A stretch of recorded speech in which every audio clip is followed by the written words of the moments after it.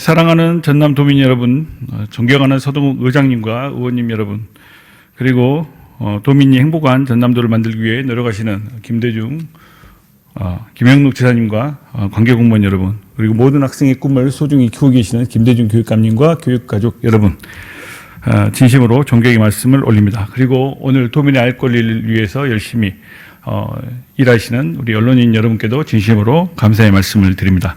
그럼 지금부터 전남 도청에 대해 도정 질문을 시작하겠습니다.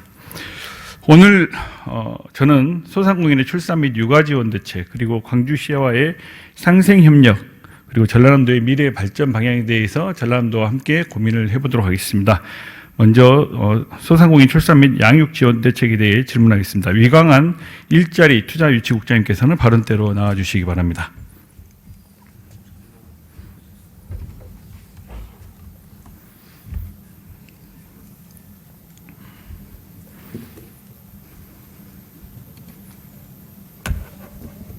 예, 일자리 투자의 지국장 이광환입니다. 네. 오전에는 엄청 자주 나오셨는데 오후에는 제가 처음으로 이렇게 발언대로 모셨습니다. 네. 예, 성실한 답변 부탁드리고요. 오늘 저는 이제 소상공인 출산 및 양육 지원 대책에 대해서 우리 전라남도와 함께 고민을 해보려고 합니다. 소상공인이라는 용어의 정의는 소상공인 보호 및 지원에 관한 법률에 보면 상시 근로자 수가 10인 미만의 소기업을 운영하는 회사로 규정되어 있지만은 도정질문자 집행부와 상의를 통해서 오늘 이제 4인 이하의 그 종업원을 둔 그 회사를 대상으로만 하기로 먼저 했다는 것을 말씀드립니다. 통계청 자료를 보면 전라남도에는 상시 근로자 수 4인 이하의 회사를 운영하는 자영업자가 약 18만 2천 명이 있는 것으로 파악됩니다. 이미 언론 보도를 통해 알려진 것처럼 이들 자영업자의 경우 영세한 규모로 운영되는 경우가 많고 회사 대표인이 사업체를 운영하는 경우도 많이 있습니다. 회사 대표 1인이 운영하는 전라남도의 경우 약 70% 정도 차지하는 걸로 나타나고 있습니다. 정부와 지자체에서 출산을 장려하고 육아에 대한 지원을 일부 하고 있지만 소규모 자영업자의 경우 많은 어려움이 있다는 것은 우리 국장님께서 잘 알고 계실 겁니다. 특히 홀로 회사를 운영하는 경우 단순 노동이 아닌 전문적 지식이 필요하기 때문에 대체 인력을 구해서 그분들에게 일을 맡기는 것조차 쉬운 일이 아닙니다. 불가능한 경우도 많이 있습니다. 물론 정부와 지자체에서 보편적으로 지원하는 출생 관련 장려금과 육아 지원은 동등하게 제공받고 있지만 지속적으로 확대되는 저출생 대책은 급여 생활자에게 보통 편중돼서 발표되는 것이 보통이기 때문에 자영업자에 대해서는 자영업자분들은 어떻게 보면 상당한 박탈감도 가지고 있는 것도 사실입니다. 대한민국의 전체 사업체 중 약 24%가 자영업자로 구성되어 있다고 합니다. 이러한 비율은 전남도 또한 이제 상당히 높은 수준입니다. 먼저 영상을 보시도록 하겠습니다.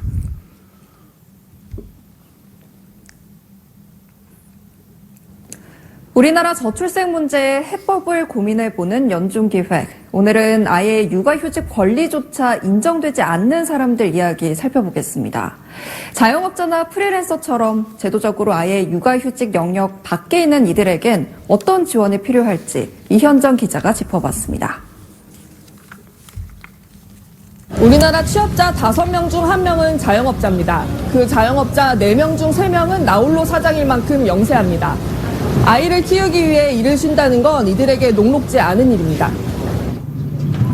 편의점을 운영하며 8개월 쌍둥이를 키우는 홍원기 씨도 마찬가지입니다. 육아 도우미 비용 부담이 커 출근 시간을 늦췄더니 그만큼 아르바이트생 인건비가 늘었습니다. 네. 그 돈을 어떻게 쓰실 생각이세요? 시간을 사야 되는 것 같아요. 김소양 씨는 첫째를 낳은 뒤 카페 문을 열었습니다.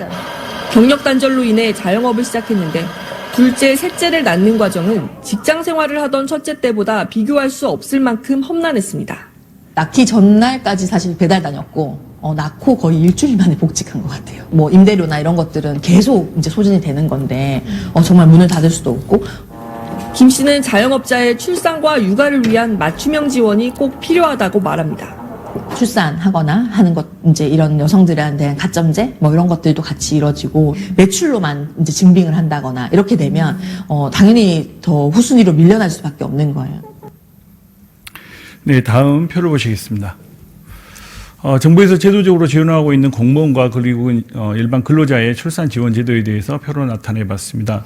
공무원에 대해서는 이제 휴가를 보시면은 다양한 출산 관련 휴가 그리고 육아에 대해서도 휴가를 지원하고 있는 것을 볼 수 있고요. 이제 근로자의 경우에는 이보다 약간 적지만은 난임 치료 휴가나 그리고 출산 전후 휴가, 배우자 출산 휴가 등도 저렇게 이제 지원하고 있다는 것을 알 수가 있습니다. 정부에서는 이제 급여 생활자와의 격차를 이제 줄이기 위해서 고용보험을 통해서 출산 급여를 이제 지원하고 있는데 실제 우리 그 출산 급여를 가입한 자영업자의 수는 채 1%도 되지 않는다는 통계 자료가 있습니다. 표를 보시겠습니다. 전라남도 내 소상공인의 고용보험 가입률입니다. 지금 현재 18만 1,775명 중 1,043명, 그러니까 0.57명이고요. 그리고 정부에서 이제 지원하고 있는 고용보험을 통한 이제 출산급여 같은 출산급여는 150만 원을 이제 지원하고 있고, 그리고 이제 고용보험에 가입하지 않더라도 미가입 자영업자 여성 1인 자영업자에 대해서도 150만 원을 지원을 해주고 있지만은 종사자가 한 명이라도 있는 경우에는 150만 원을 받을 수 없는 상황입니다. 비록 고용보험에 이렇게 이제 가입한 분들이 저 출산 지원을 이제 아무튼 이제 받을 수 있으니까 우리가 전라남도에서 좀 지원을 해줬으면 좋겠다는 내용으로 먼저 집행부하고 좀 상의를 했는데 저희가 이 부분에 대해서는 지금 조율이 잘 안 된 상태예요. 그래서 오늘 이 자리에서 국장님과 한 번 더 좀 고민을 해보기 위해서 국장님을 앞으로 모셨고요. 자영업자 같은 경우에는 이제 일을 하든 안 하든 그 고정적인 비용이 많이 지출이 됩니다. 임대료도 있을 수 있고, 그리고 이제 4대 보험료, 그리고 각종 공과금, 이런 부분이 이제 고정적으로 지출이 되기 때문에 어떻게 보면 이 일을 놓고 쉴 수가 없는 상황입니다. 그리고 이제 불규칙한 소득, 그리고 이제 불규칙한 근무 시간, 그리고 이제 자영업자에게는 시간이 돈이라는 이런 굉장한 어떻게 보면 불리한 여건에 놓일 수밖에 없고, 그리고 이제 자신이 아파도 쉬지 못하고 생계를 이어가야 되는 경우도 많이 있거든요. 그런데 출산이나 양육에 어떤 문제가 생기면은 자영업자의 생계에는 비상이 걸릴 수밖에 없는 상황입니다. 그래서 다른 나라들도 마찬가지고 타 지자체에서도 자영업자에 대해서 이 부분을 계속 이렇게 방치할 것인가 고민을 하고 있고, 어떻게 보면 이 부분은 정부에서 해결하는 게 맞아요. 이 지자체까지 안 넘어오는 게 맞는데, 정부에서도 총선 기간에 일부 이야기가 나오긴 했습니다. 우리 국장님께서 잘 아시죠? 일부 이제 그 당에서 자영업자에 대한 출산 지원, 육아 지원을 검토하겠다라는 발언까지 나왔는데 이게 발전을 못 하고 있거든요.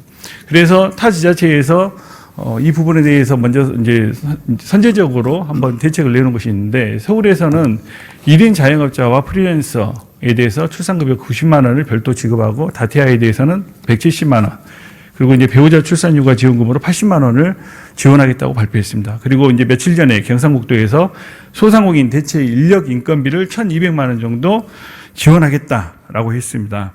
그런데 우리 전라남도의 여건상 저 부분을 지원한다는 것은 어떻게 보면 저도 터무니없는 도정 질문이 될 수 있기 때문에 그것까지는 요구하지 않습니다. 이제 해외에서도 자영업자가 모시는 기간에 대해서 대체 인력을 드릴 수밖에 없고, 그 부분에 대해서는 저렇게 지원금을 주고 있는데, 그러면 우리 전라남도는 할 수 있는 게 뭐가 있겠는가. 그래서 우리 국장님께 저 내용을 가지고 좀 고민을 해봤으면 좋겠습니다. 서울처럼 자영업자 프리랜서에 대해서 출산급여를 지원할 것인가, 그리고 배우자의 출산휴가도 지원할 것인가. 저거에 대한 답은 저는 솔직히 이미 들었어요. 우리 그 전라남도에서도 미리 3.18 대책을 발표하였고, 그래서 그 범주 내에서 하는 게 맞다라는 이야기는 들었는데, 그렇다면은 우리가 오늘 전체적인 어떤 포괄적인 출산 지원 대책을 상공인에 대한 부분은 논의할 수 없다 손 치더라도, 그렇다 치더라도 1인이 운영하는 그 자영업자에 대해서는 고용보험 개인 부담분을 좀 지원해서라도 어떤 대책을 찾아볼 수 있지 않을까. 현재 18만 1,775명의 자영업자가 있는데 이 중 약 70%가 1인 사업자로 나타나고 있습니다. 그러면은 대략 13만 명 정도가 되거든요. 13만 명의 고용보험 자기부담금 11,720원을 곱하면은 이제 그래도 금액이 좀 상당하죠. 근데 실제 고용보험에 고용보험 가입을 정부에서도 코로나 시기부터 계속해서 장려를 하고 있는데 이 소상공인 분들이 많이 가입을 안 하세요. 그렇다면은 우리 전라남도에서 먼저 제도적으로 이분들을 고용보험의 어떤 보호 테두리 내로 불러들이기 위해서라도 한번 시범적으로 사업을 해봤으면 좋겠다. 우리 국장님은 어떤 답을 하시겠습니까? 예, 우선 우리도 저출산 극복과 특히 자영업자 소상공인분들에 대한 지원 정책에 대해서 관심을 가져주신 존경한 박문옥 의원님께 감사드리고요. 지금 출산 육아 정책 지원 정책들이 잘 아시겠지만 고용보험을 기반으로 하고 있거든요. 그러다 보니까 고용보험에 가입되지 않은 대부분의 자영업자들이 고용보험에 가입되지 안 하고 있거든요. 그러다 보니까 사실 자영업자분들은 좀 정책적으로 사각지대에 좀 놓여 있어서 그런 문제점들이 도출이 된 것 같습니다. 지금 고용보험에 가입했다고 하더라도 고용보험에 가입했을 때 뭐 육아 출산 등 뭐 다른 사회도 마찬가지겠죠. 폐업했을 때 실업급여 수당을 주고는 있지만 그거는 폐업했을 때 주는 거고, 그 다음에 육아나 출산 같은 경우는 폐업이 아니라 일정 기간 동안에 휴업하는 부분에 대해서 그 기간 동안 일정 급여를 주는 게 필요할 것 같습니다. 그래서 그런 부분에 대해서는 좀 중앙정부의 실업급여도 실업에 대해서도 고용보험에서 좀 지원할 수 있도록 정책적으로 건의를 해 나가도록 그렇게 하겠습니다. 이제 자영업자의 출산에 대해서도 이제 제가 이제 오늘 본 주제는 그거지만은 저는 이제 자영업자들이 어떻게 보면은 굉장히 이제 코로나를 거치고 그리고 어려운 경제 여건을 거치면서 많은 어려움을 겪기 때문에 그래서 저것을 세트로 묶어가지고 한번 제안을 한번 드려본 겁니다. 예. 제가 이제 전에도 2022년 10월 도정 질문에서 한번 그때 이제 출산과 관련해서 집행부와 많은 논의를 하고 도정 질문을 한번 진행한 적이 있습니다. 그때도 어떤 내용이었냐면은 전라남도에서 아이를 낳으면 전라남도가 키우겠습니다. 이 구호를 가지고 자 지금 7천만 원이 넘는 많은 예산이 한 아이당 우리 정부와 지자체 예산이 들어가고 있는데 조금만 예를 들어서 한 달에 15만 원 정도만 그러면 추가한다면은 이제 새로 태어난 아이에 대해서 추가한다면은 그러면은 이게 1억이 됩니다.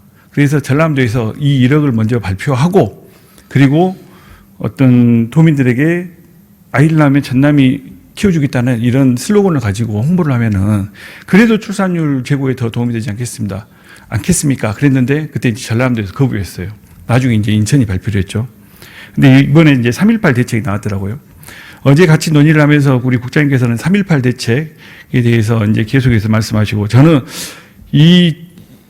비록 작은 금액이지만은 1인에게는 작은 금액이지만은 그래도 저 정책을 다른 지자체에서도 분명히 조만간 할 수가 있다. 왜냐하면은 소상공인에 대한 지원은 이제까지 정책적인 그리고 이 예산으로 투입해서 지원해주는 이 불모지와 같은 소상공인에 대한 부분은 그분들도 많이 원하고 계시고 그리고 앞으로도 정부에서도 신경을 쓰고 타 지자체에서 충분히 할 수 있기 때문에 전라남도가 좀 선도적인 오픈 마인드를 가지고 좀 추진을 해 주셨으면 좋겠다는 생각을 가지고 있습니다.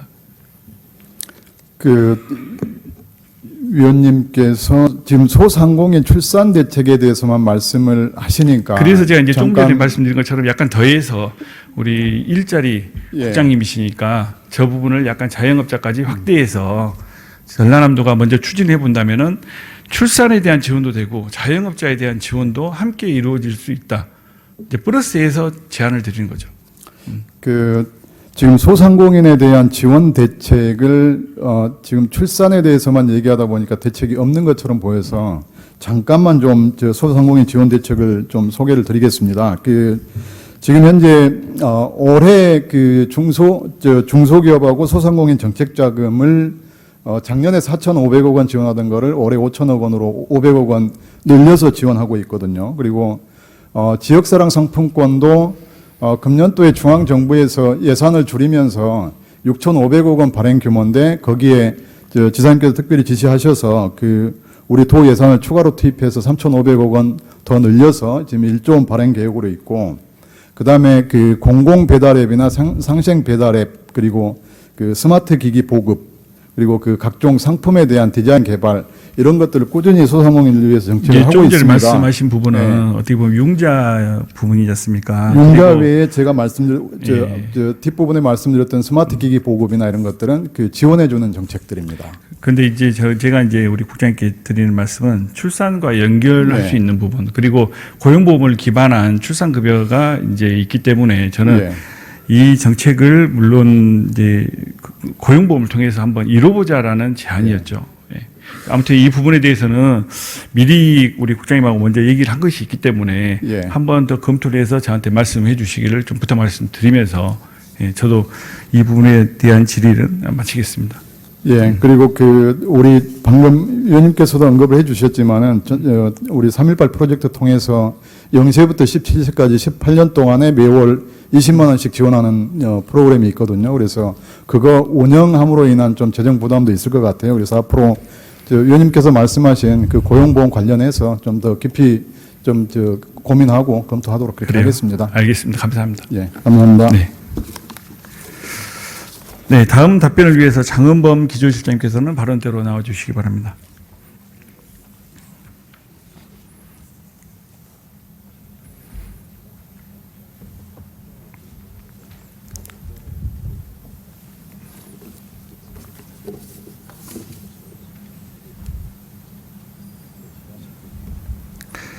네, 실장과 고민해 볼 내용은 광주 전남 상생 협력과 그리고 이제 우리 전남도 발전 방향 중에서 교통과 관련된 내용이 많습니다. 예. 그래가지고 상생 협력은 이제 기조실장님과 하고 그리고 이제 교통 부분은 건설교통국장님과 해야 되지 않냐라고 이제 생각을 했는데 우리 건설교통국장님께서 기조실장님께서 답변을 잘하시니까 기조실장님하고 계속 하십시오라고 해서 이제 계속 하겠습니다. 잘 대답해 주시기 바랍니다. 광주와 전남은 한 뿌리라는 이야기를 이제 굉장히 많이 들어보셨을 겁니다. 실제 지난 2021년에 이제 광주 전남 행정 통합에 대해서도 이제 관련 연구 영역을 수행한 적도 있고요. 그리고 지역의 상생 협력과 발전 방안 마련을 위해서 한 기관도 운영을 했던 적이 있습니다. 광주와 전남은 1989년 광주 전남 광역 행정협의회 구성을 시작으로 광주 전남 공동 혁신도시에도 합의를 해서 지금 나주 백화점 도시가 만들어졌고요. 그리고 그 이후에 2014년 광주 전남 상생발전위원회 운영 등 다양한 협의 과정을 거쳐서 실제 성과를 낸 사례도 많이 있습니다. 그런데 이제 궁금한 것이 우리 광주와 전남이 우리 한 뿌리고 그리고 생활 권역도 같고 굉장히 밀접한 동질성도 가지면서 이렇게 살아가고 있는데 요즘 광주와 전남의 기류가 이상합니다. 2022년 7월 이후로 광주 전남 상생발전위원회 운영도 되지 않고 있고 그래서 그리고 이제 또 그 즈음에 광주 전남 연구원마저 지금 이제 분리가 되었죠. 광주 전남의 상생과 협력 실장님 혹시 이상이 없습니까? 예, 기획조정실장 장원보입니다. 전남 광주 상생 협력 관련해서 관심을 갖고 계신 우리 존경하는 박문옥 의원님께 먼저 감사의 말씀을 올립니다. 광주와 전남과 광주는 뭐 한 뿌리입니다. 여러분들 다 아시다시피. 하지만 뭐 저희가 저기서도 보시다시피 저희가 공동혁신도시도 상생협력의 이제 대표적인 사례였고요. 그다음에 저희가 최근에는 동북권 관리권 등 뭐 저희가 많은 성과도 내고 있습니다. 그렇지만 또 양에 서로 간에 이제 뭐 의견, 뭐 이익이 있는 부분도 있습니다. 그래서 그런 측면도 있다는 말씀은 올립니다. 근데 이제 실제 외부에서 보여지는 그런 모습들을 보면은 약간 좀 그 실장님께서 말씀하시는 거하고는 약간 분위기가 다르다는 생각이 많이 들거든요. 최근에 광주광역시에서 이제 나주 화순 그리고 영광, 한평, 장성, 담양 이렇게 그 우리 전라남도 6개 시군하고 모여가지고 빛골 광역경제권 시대를 열겠다는 그 업무 협약을 한 적이 있습니다. 제가 듣기로는 이 협약 직전까지 우리 전라남도에 광주시에서도 통보를 안 했고 그리고 전라남도도 모르고 있었다는 내용을 들었습니다. 이것은 우리 전라남도를 패싱하는 거라고 생각하거든요. 우리 전라남도에서는 이 부분에 대해서 혹시 사전에 알고 있었나요? 이제 이 부분에 있어서는 이제 뭐 이제 광주시나 뭐 이제 참여했던 광주시 구 그다음에 이제 시 이제 그쪽에서는 이제 통상적인 이제 2014년부터 이제 뭐 매년 해오던 행사입니다. 그리고 이번 같은 경우는 이제 2년만 이제 열린 거였는데 그래서 뭐 이제 끝나고 나서 이제 기획조정실장 그쪽에서 이제 뭐 통상적인 업무 뭐 협의 내용이었다라고 해서 이제 사후 좀 양해를 이제 구했었고요. 그리고 이제 주로 이서 이제 얘기가 됐던 것은 과거에 이제 논의됐던 부분들입니다. 예. 근데 그 전에도 이제 그 서로 총선을 대비한 공약을 제출하면서 그 우리 광주하고도 전남하고도 좀 불협화음이 있었던 걸로 좀 알고 있습니다. 그리고 이제 강기정 시장께서 얼마 전에 이제 보안에 오셔가지고 토론회에서 한 발언도 플랜 B 발언 그리고 그 전에 있었던 한평 편입 발언 이런 부분들은 구체적으로 말하면 한평군을 광주로 통합시켜달라는 요구가 있었다. 우리는 땡큐다. 광주시 땅에 바다가 생긴다. 어떻게 보면은 광주가 전남을 존중한다면은 이런 발언들을 할 수가 없다고 생각하거든요. 김영록 지사님께서 광주에 가셔가지고 광산구가 예를 들어서 뭐 전남하고 밀접한 관계를 가지고 있기 때문에 광산구가 우리 전남으로 편입됐으면 좋겠다. 이런 발언을 혹시 하신다면은 가정으로 말씀을 해서 죄송합니다. 근데 광주 시민이 느끼는 불쾌감도 굉장히 컸을 겁니다. 반대로 생각하면은 광주시장이 전남에 와가지고 그런 발언을 하면은 전남 도민이 느끼는 그 불쾌감도 상당히 클 수밖에 없거든요. 그리고 그 이야기는 전부터 계속해서 나왔어요. 실장님도 들어보셨죠? 예, 그렇습니다. 그렇다면 우리 전라남도는 이 그 광주의 이런 모습을 보면서 광주가 어떤 협의체를 구성하면서 전남을 패싱하는 모습 그리고 전남에 어떻게 보면은 그 속해 있는 어떤 군을 탐내는 듯한 모습 이런 것을 보면서 좀 제대로 대처를 했으면 좋겠어요. 그게 우리 전라남도민이 이곳에서 광주에 대해서 그래도 자존심을 지키면서 가는 거지. 광주가 계속해서 자꾸 때리고 있는데 어떻게 좋은 감정을 가지고 우리가 광주를 바라볼 수 있겠습니까? 이 상생이 아니라 이렇다면은 상생한다는 이 단어를 쓰대죠. 예, 그 부분에 대해서 답변 올리도록 하겠습니다. 애초에 이제 광주시는 전라남도 광주시였습니다. 그래서 뭐 저희가 항상 그 뭐 형님으로서 이제 그런 역할을 하고 있고요. 그 다음에 결과론적으로 뭐 일부 이제 광주시에서 이제 그런 말씀도 하셨는데 그때마다 저희가 이제 유감 표명을 했고요. 그 다음에 결론적으로 말씀드리면, 저희, 그 광주시가 이제 말을 했던 것들은 하나도 실현되지 못했습니다. 뭐 예를 들어서 경자청 뭐 확대 문제라든지 그것은 이제 결국은 뭐 광주시에서 철회했고요. 그래서 그런 부분들은 뭐 그때그때 저희가 이제 계속 이제 뭐 유감도 표명하고 또 저희가 이제 별도의 또 채널이 있습니다. 그래서 말씀을 드렸는데 이제 저희가 원래 생각했던 저희 방침대로 지금 가고 있다는 그런 말씀은 올립니다. 아까 그 광주 전남 상생협의회 혹시 올해는 일정이 잡혀 있나요? 지금 이번에 지금 열려야 되는 것은 이제 광주시에서 이제 주관으로 이제 열려야 되는 시기입니다. 그래서 이제 그 개최 시기에 대해서는 계속 뭐 논의하고 있고요. 그다음에 실무 협의는 지금 6월 정도에 지금 예정되어 있습니다. 아까 어떻게 보면 전남을 형으로 표현하셨는데 동생이 그렇게 형한테 대들면은 우리 전남이 좀 할 말은 제대로 해주시기를 부탁 말씀드리겠습니다. 예, 그러도록 하겠습니다. 예. 자, 강기정 시장님의 이야기는 이제 그만하고요. 우리 이제 전남 발전에 대해서 한번 이야기를 고민을 해보도록 하겠습니다. 지난 2007년 17대 대선을 앞두고 박준영 전 전남지사와 그리고 김태환 전 제주지사가 서울 제주 간 고속철도 즉 해저터널 건설을 국가 차원에서 추진해달라 이런 대정부 공동 건의문을 채택하면서 관심을 모은 적이 있습니다. 해저터널이요. 이후 대선과 총선을 거치면서 이 해저터널 얘기가 단골로 나왔는데 이야기만 나오고 곧 이제 사라져 버렸거든요. 지난 20대 대선을 앞두고 김영록 지사님께서 이 해저터널에 대해서 한번 건의를 하신 적이 있고 특정 정당의 대선 공약으로도 나온 적이 있었는데 이게 금방 철회가 됐습니다. 그런데 22년 11월 16일 김영록 지사께서 서울 전남 제주 고속철도를 국가계획에 적극 반영하겠다는 이 발언을 이제 시정연설을 통해서 하셨습니다.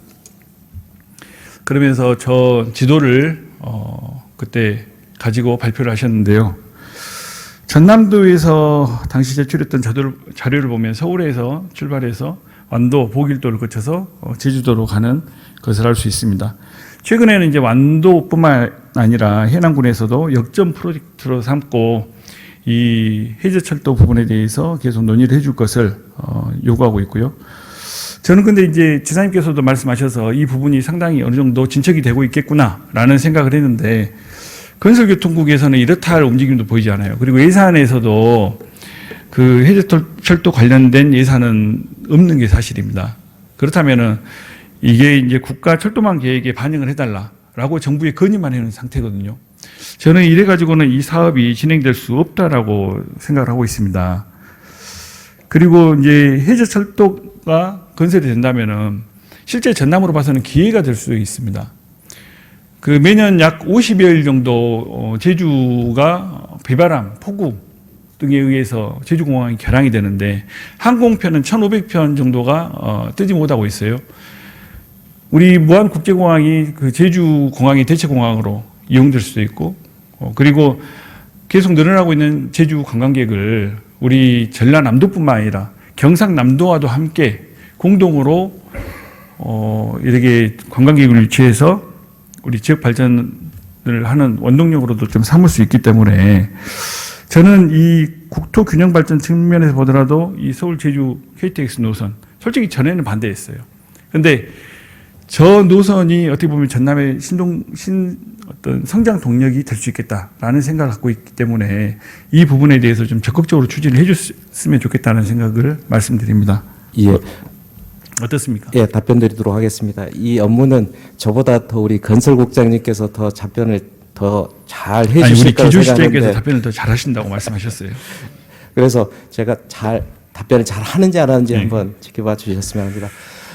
이 사업은 지금 한 15년 된 사업입니다. 그리고 지금 현재 우리 김영록 도지사님께서도 대선 공약에 이미 포함을 해서 저희가 이제 줄기차게 이제 중앙 정부 그다음에 제주도 최근에 이제 저희가 2월 달에도 제주도를 방문해서 이제 계속 이제 설득 작업을 했습니다. 이 사업은 전라남도뿐만 아니라 이제 대한민국 국가 그 교통망을 통째로 바꿀 수 있는 큰 사업이라고 생각합니다. 그래서 저희가 의욕을 가지고 계속 중앙 정부에 건의하도록 하겠습니다. 예.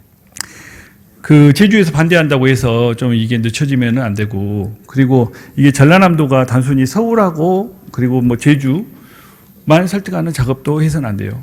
경상남도와 함께 그 경남권도 함께 참여할 수 있도록 좀 이 설득의 폭을 넓히고 그리고 공동으로 연구 영역을 한다든가 아니면은 이 해저철도가 연결됐을 때 이쪽 남해안권이 어떻게 해서 성장할 수 있겠는가 이 부분에 대한 구상도 먼저 좀 우리 전라남도에서 준비해서 발표하는 것도 구체적인 준비가 될 수 있지 않겠는가 예. 저는 그렇게 생각하거든요. 예. 그리고 각 정치권에 대해서도 이 부분 좀 구체적으로 지금 반대하는 정당이 있는 건 또 이제 알고 있습니다. 근데 그 단순히 이 도정 질문에서 질문을 던져서 우리 실장님께서 답변하는데 그치는 것이 아니라 저는 이제 구체적으로 행동을 해달라는 것을 말씀드리기 때문에 그 부분에 대한 이제 명확한 액션을 꼭 해주시길 부탁 말씀드리겠습니다. 예, 기획조정실장으로서 액션이라는 것은 기획하고 예산 반영일 것 같습니다. 그래서 한번 그 부분은 적극 한번 살펴보도록 하겠습니다.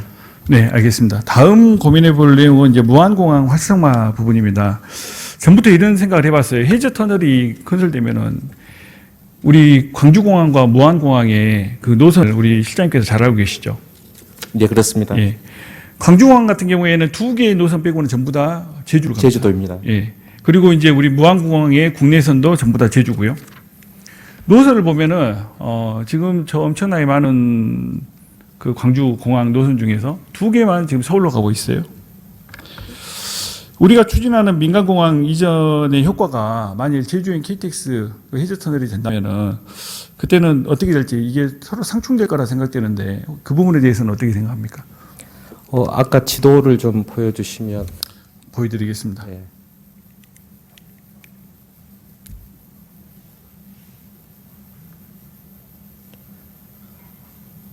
저기 지금 제가 하나 바로 잡을 게 있는데요.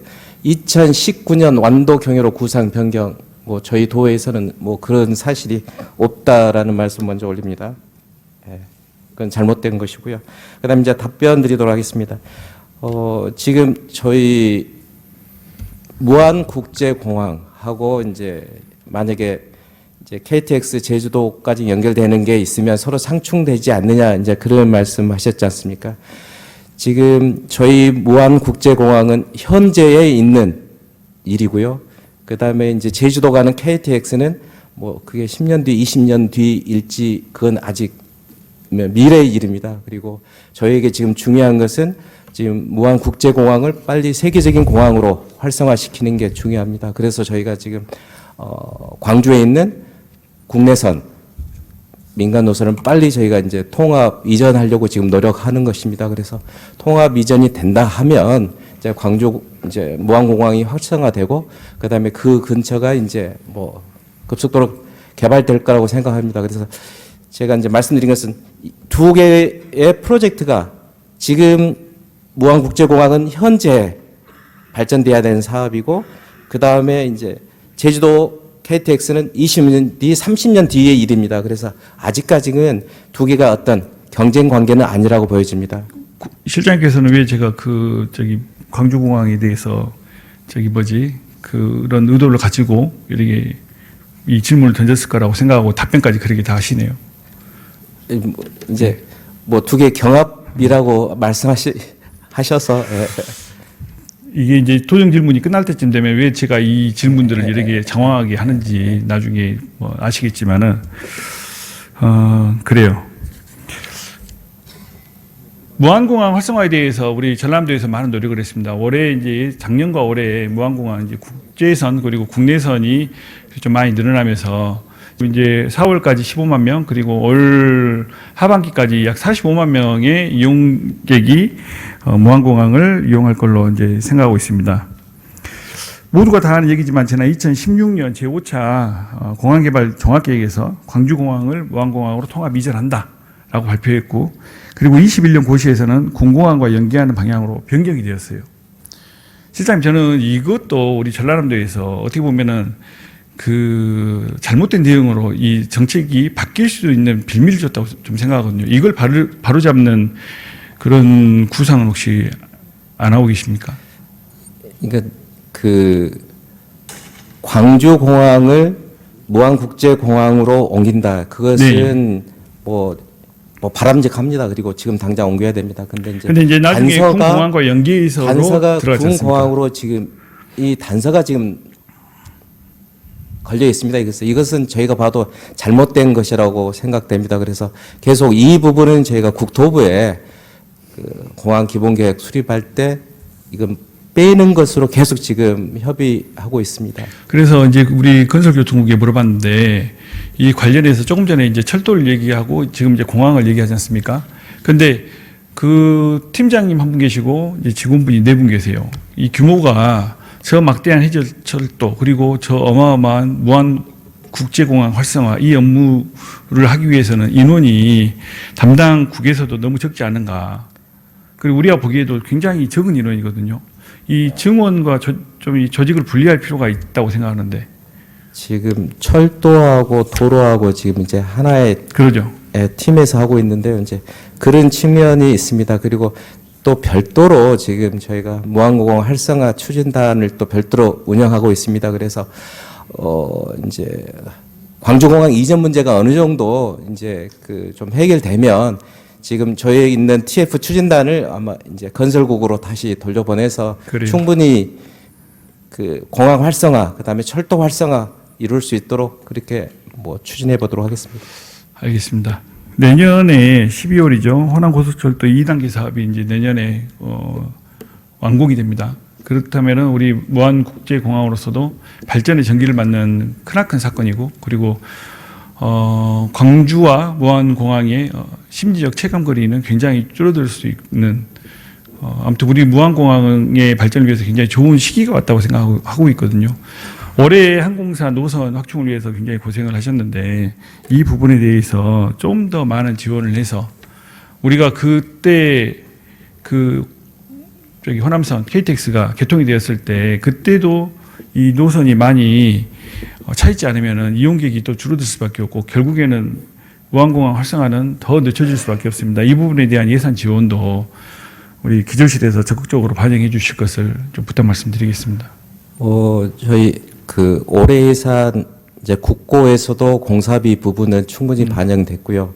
그다음에 도비에서도 이제 무한공항 활성화 관련된 그다음에 항사 지원 관련된 부분은 상당히 반영을 했습니다. 그리고 저희 지금 지사님께서도 제1번으로 무한공항 활성화에 대한 예산은 충분히 배가하도록 계속 뭐 지시하시고 챙기고 계십니다. 저는 그리고 KTX 그리고 한 가지만 더 지금은 이제 저희가 이제 무한 국제공항이 이제 좀 이제 이제 광주 공항이 오겠지만 지금 국제공항이 핵심입니다. 그리고 이제 노선을 확보하는 게 중요한데 저희가 정책 노선이라는 게 있습니다. 그래서 도가 어느 정도 저희가 지원을 하고 의무적으로 비행기를 띄우는 그래서 저희가 이제 그 정책 노선도 내년에 뭐 2개 내지 3개 하는 것을 검토해 보도록 하겠습니다. 그래요. 알겠습니다.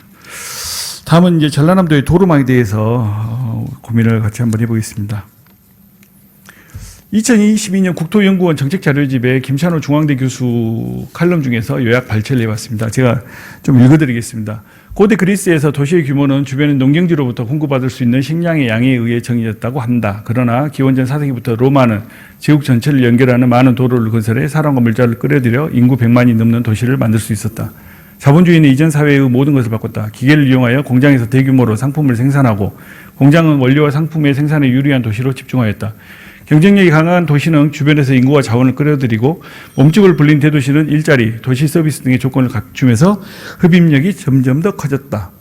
생산과 판매에 유리한 고지를 점유하고 있던 도시는 계속해서 그 자리를 지키게 되는 반면 그렇지 않은 도시들은 특별한 계기가 없는 한 발전의 가능성은 거의 없게 된다.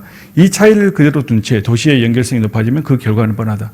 충분한 경쟁력을 갖추지 않은 도시가 경쟁력이 있는 도시에 인구와 자원을 빼앗기고 쇠퇴하는 수밖에 없다. 도로가 얼마만큼이나 부족한지, 또 도로의 개선을 통해 지역은 얼마나 발전할 수 할지에 대한 큰 그림 없이 눈앞의 문제 해결에 급급해서는 도로가 지역 발전에 기여할지 또는 그 반대로 지역의 쇠퇴를 촉진하게 될지 판단하기 어렵지만 헤비급과 플라이급 선수를 같은 링 위에서 대결하게 되면 그 결과가 뻔하듯이 지역 간의 격차를 무시하고 동등한 기회를 주는 것은 또 다른 불평등이다. 실장님, 저 내용이 주는 의미를 혹시 아시겠습니까?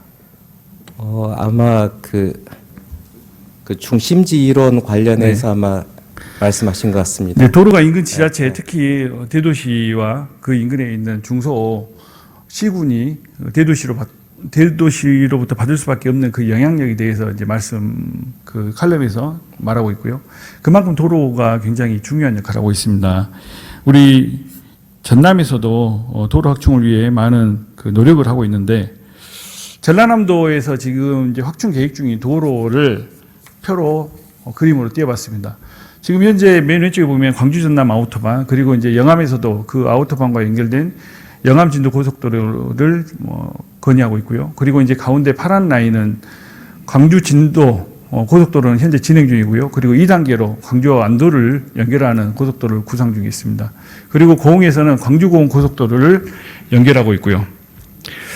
그 다음 보겠습니다. 저건 이제 전라남도 도로망도입니다. 지금 현재 그 고속도로만 표시가 돼 있는데 지금 고속도로가 광주를 중심으로 해서 서해안선 그리고 남해고속도로 그리고 파란선은 지금 이제 신규로 신설을 검토하고 있는 고속도로입니다. 실장님, 저 그림을 보면서 어떤 생각이 드십니까? 그 동서보다는 남북 그리고 광주로 많이 연결돼 있다 이제 그런 느낌은 받습니다. 지금 무안 광주 고속도로 같은 경우에는 하루 일평균 차량이 2만 대 이상이 운행 중에 있습니다. 그 도로는 광주에 엄청난 기회를 준 것이 사실입니다. 저 도로가 없었다면 지금의 이제 광산구 아니면 뭐 상무지구 그곳이 이렇게 발전되기도 힘들었겠죠. 제가 이제 자료를 찾아봤는데 통계 자료에는 전혀 나와 있지 않더라고. 목포 한국은행 한국은행에서 이제 발간하는 자료에도 뭐 다른 것들은 나와 있는데 도로 특히 무안 광주 고속도로가 개통되면서 전남 서부권의 유통업과 관련된 큰 어느 정도 이제 중소규모의 회사들은 거의 문을 닫았습니다. 저는 못 찾았는데 혹시 전라남도에서는 이 고속도로가 개통되면서 전남 어떤 산악권의 경제 생태계에 어떤 영향을 미쳤는지 혹시 그거에 대한 분석 해본 적이 있을까요? 이제 그 부분은 제가 자료는 갖고 있지는 않습니다. 근데 그러면은 알고 계십니까? 다만 이제 고속도로가 이제 그 중소 유통망에 이제 어떤 영향을 미쳤는지 그것은 꼭 도로가 이렇게 상관관계에 있는지 그것은 알 수가 없습니다. 왜냐하면 뭐 이제 도로뿐만 아니라 이제 산업의 변화도 있을 수 있고요. 그다음에 온라인 그 쇼핑몰의 발전에 의해서 이럴 수도 있고요. 근데 이제 다만 그 무안 목포 쪽에서 광주로 건너가는 그런 뭐 일단은 인구도 그게 있겠지만 광주에서 전남으로 올라오는 뭐 유통량 또는 인구의 변화 뭐 그런 측면도 이게 많은 영향의 관계가 있을 것 같습니다. 제가 한편으로 도로에 볼 수는 대해서 없을 것 저렇게 같습니다. 연결된 도로에서 꼭 네. 부정적인 측면만을 이제 말씀드리고 싶은 건 아닙니다. 도로가 어떻게 보면은 낙후된 아니면은 이제 멀리 떨어진 그 시골이라든가 이런 곳에는 관광지로서 새로운 기회도 제공할 수 있고 그리고 이제 뭐 사람과 물류가 이동하면서 이제 어떤 새로운 경제 생태계도 또 구성할 수 있기 때문에 그런 측면에서 본다면은 굉장히 도로가 저렇게 연결되는 게 나쁜 것만 아닙니다. 근데 우리가 저렇게 도로를 왜 건설을 하냐면은 예비 타당성 조사를 통과하기 위해서 저는 저 방식으로밖에 도로 개설을 구상하지 않을 수밖에 없다. 저는 우리 전라남도에서 너무 쉽게 그러게 했다.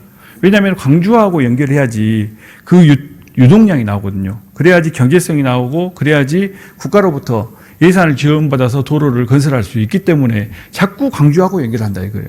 근데 전라남도에서 우리 예비타당성 면제를 뭐 정치권이라든가 그리고 이런 분위기를 일으키고 그리고 예타에서 중요한 것은 이제 경제성도 있지만은 정책성 그리고 지역 균형 발전도 총 세 가지를 평가하지 않습니까? 예, 그래서 정책 평가 있습니다. 예, 이 부분에 대한 좀 강조를 해서 동서를 연결하는 도로를 좀 구상을 해봤으면 좋겠다. 그래야지만이 우리가 어떻게 보면 광주 우전도에서 약간 벗어나고 동서가 서로 인구와 물자가 이동하면서 동서 균형 발전도 자연스럽게 이루어질 수 있을 건데 왜 우리 전라남도는 예타 어떻게 보면 그냥 만드는 데 집중을 할까? 그 부분 안타까운 그런 생각이 들거든요. 이제 이런 측면도 있는 것 같습니다. 왜냐하면 이제 대한민국 모든 교통망은 수도권 중심으로 연결되어 있습니다. 이제 똑같습니다.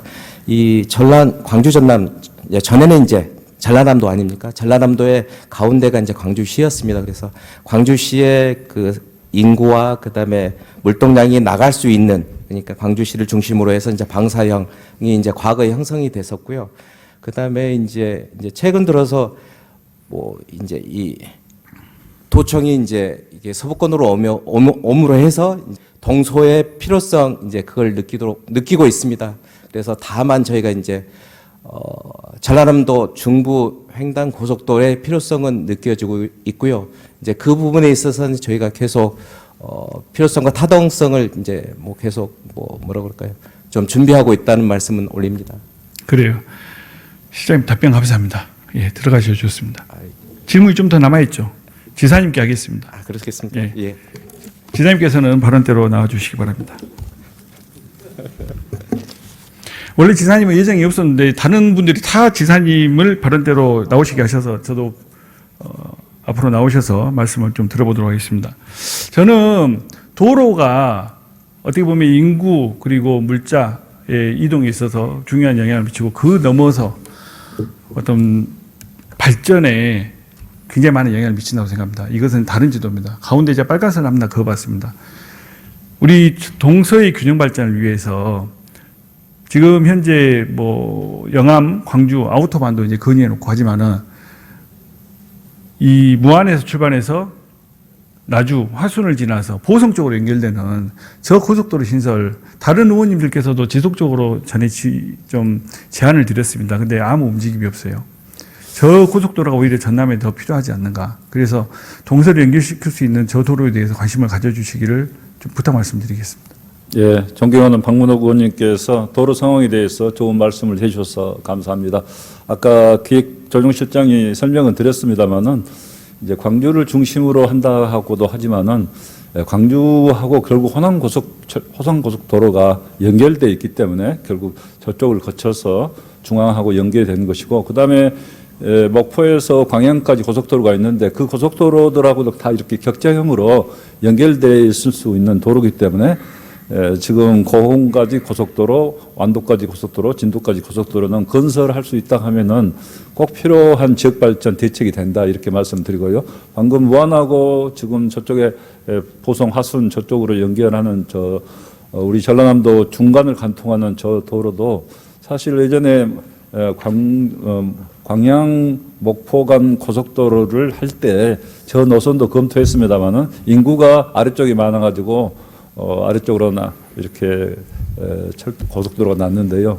방금 빨간 선 저 부분도 꼭 필요한 노선입니다. 그래서 지금 고흥 고속도로 이 부분이 지금 국가 계획에 들어가야 되고, 그 다음에 아우토반이 된다고 하면은 진도까지 또 거기도 들어가야 되는데 그와 함께 중부 고속도로로 명명할 수 있다고 하면은 거기 고속도로도 앞으로 꼭 추진해야 된다. 특히 전라남도에서 화순이나 곡성 담양에 갈 때 굉장히 불편합니다. 네. 아까 맨 처음 도로 설명하면서 김찬호 중앙대 교수님의 칼럼을 제가 잠깐 읽어드렸는데요. 실제 도로가 인구 유출에 대한 어떤 영향을 굉장히 많이 미치는 걸로 나와 있습니다. 꼭 인구 유출뿐만 아니라 경제 부의 이동도 도로를 따라서 많이 이동하는 것이 사실이고요. 요즘에는 뭐 다른 인터넷이라는 수단도 있지만은, 하지만 제가 봐서는 우리 그 인구 유출은 결국에는 뭐 지역의 경제력 위축, 그리고 다시 소비 위축, 이런 것이 반복되면서 또 다시 인구 유출을 낳고 우리 전라남도를 약화시킨다고 생각하고 있기 때문에 한번 진작에 검토해 주실 것을 다시 한번 좀 부탁드리고요. 그 부분은 의원님 저도 한 가지 말씀드리겠습니다. 물론 그 유출되는 측면도 없잖아 있습니다만은 국회에 있어 보면은 전 시도가 고속도로를 만들기 위해서 굉장히 노력을 많이 합니다. 근데 우리 전라남도 1호는 일부가 고속도로가 빨려간다는 그런 말씀을 하시는데, 물론 그분 측면도 있습니다만, 그러나 우리는 고속도로를 건설하면서 우리 해안, 바다, 경관 여러 가지 그런 자원들을 활용해서 경쟁력을 높일 수 있도록 해서 우리 지역 경제를 살리는 방향으로 적극적인 노력을 할 수 있는 그런 기회로 우리가 지역 경제를 살려가야지 자꾸 도로를 안 만드는 게 좋다. 저는 그것에 동의할 수 없습니다. 안 만드는 것이 우리 아니라 목포권도 저는 충분히 경쟁할 수 있는 그런 경쟁력을 살릴 수 있는 잠재력이 충분합니다. 그래서 우리가 어떻게 하든지 그런 경쟁력을 살릴 수 있는 것 병행해서 노력하는 방향으로 해야 된다. 저 빨간선에 대한 논의가 전혀 안 나오고 있기 때문에 그 부분에 대한 논의를 좀 해달라는 것을 집행부에 요구드리면서. 아까 교수님 말씀을 하셨으니까 교수님 말씀은 빨려간다 그런 이론 아니었나요? 그 부분도 분명히 작용할 거라고 생각합니다. 빨려간다고만 생각하면은 아무것도 못합니다. 빨려가지도 하지만은 따라올 수 있도록 경쟁력을 살리자는 거죠. 그것도 좋은 생각입니다. 오늘의 도정 질문 전남 도정이 꼭 반영될 당부드립니다 하면서 1번, 2번, 3번, 4번 제가 4가지를 말씀드렸습니다. 저는 이제 이게 시간이 끝나면 끝나요. 근데 지사님 답변할 수 있으니까 가능하신 것은 꼭 반영될 수 있도록 부탁드립니다. 네, 아까 소상공인 출산 대책 들었습니다. 그런데 저도 우리 박문옥 도의원님께서 중앙에 가서 활동하신다 하면은 더 잘할 수 있을 거다. 왜냐하면 중앙 정부가 해줘야 될 일인데, 물론 안 하니까 지방 정부도 해야 되겠지만은 저희들은 3.18 출산 정책 만든 것도 정말 우리 도 형편에서는 어려운 여건에서 노력한 겁니다. 그런데 소상공인 출산 정책 정말 대단히 좋은 제도인데요. 우리 도에서 하기는 자녀 정책 여건상 좀 어려움이 있기 때문에 이런 부분은 국가적으로 꼭 할 수 있도록 저는 우리 박문옥 의원님께서 말씀하신 바가 정말 공감하고 타당하다 생각하는데 국가적으로 할 수 있도록 좀 저도 적극적으로 노력을 하겠습니다. 그래요. 알겠습니다. 들어가셔도 좋습니다. 네. 경청해 주신 도민 여러분 그리고 의원님 여러분 감사합니다. 이상으로 도정질문을 모두 마치겠습니다.